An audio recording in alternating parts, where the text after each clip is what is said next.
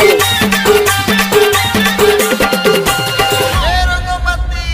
काय तुरा एक चीज उधार दे ले का राइट फाड़ रही है, जिसके लग जाएगी उसे भी फाड़ देगी। ओम बंदी वाला